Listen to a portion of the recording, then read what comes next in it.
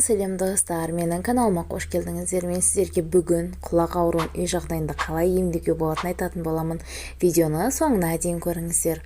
Құлық табиғи антисептик қызметін атқарады. Есінеу, тамақ шайнау кезінде құлық арқылы құлақ бөліктеріндегі өлі эпителий ұлпасы сыртқа шығады. Ал құлық шамадан тыс жиналуы салдарынан құлақтың есту қабілеті төмендейді. Содан құлақ ауруы, бас ауруы, тіпті бас айналуы да мүмкін. Сондықтан құлақты уақытылы тазалап тұру керек. Ал құлақ ауруынан оңай арылу үшін төмендегі емді жасауға болады. Бірдей мөлшерде алма сірке суы мен спиртті араластырып, ауырған құлаққа 3 тамшы тамызыңыз. Құлақтың сырғалығын ақырын қозғап, дәрінің құлақ қабырғаларына толықтай жетуіне жағдай жасаңыз. 1 минуттан кейін дәрі тамызған құлағыңыз жаққа сәл қисайсаңыз, құлық ағып шығады. Алма сірке суы құлақ бөліктеріндегі жиналған құлықты тазартып, сонымен қатар бактерияларды жояды, ал спирт құрғатады. Десе де құлақ ауыра қалса, міндетті түрде құлақ дәрігеріне жүгіну қажеттігін ұмытпаңыз.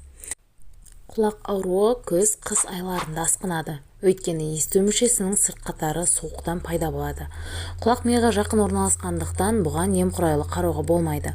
Сол үшін құлақтың естуі нашарлағанда немесе суықтап сыздап ауырғанда ең алдымен дәрігерге көрінген дұрыс.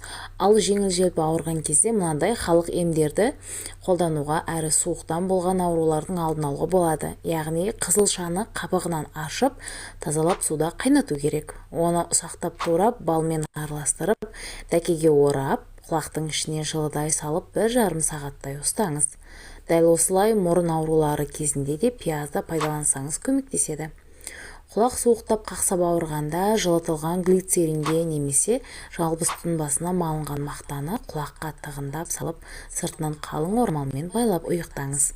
Құлақ естуі төмендегенде күніне 1 дана лимонды қабығымен қоса жеу керек. 1 аптаның ішінде нәтиже байқалуы тиіс. Құлақ шуы кезінде біраз қасық жау жапырақты 1 стакан қайнаған суда тұндырып, күніне жарты стаканнан 2 рет ішкен дұрыс. Сол кезде құлақ шуы басылып, жаныңыз тынышталады. Достар, осымен видеоның соңына да келіп жеттік. Видео сіздерге ұнады